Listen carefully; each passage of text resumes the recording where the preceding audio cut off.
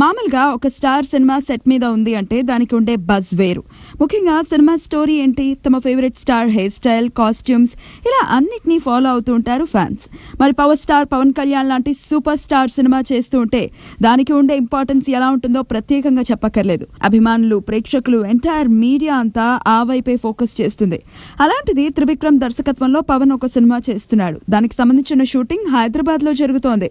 ఈ విషయం ఎంతమందికి తెలుసు అంటే క్వశ్చన్ మార్కే. త్రివిక్రమ్ కానీ పవన్ కానీ సినిమా చేస్తున్నట్టు దానికి సంబంధించిన న్యూస్ ని అభిమానులతో షేర్ చేసుకుంటూ ఉండేవారు. ఇప్పుడు మాత్రం ఎందుకింత సైలెన్స్ మెయింటైన్ చేస్తున్నారు అంటే దానికి ఒకటే రీజన్.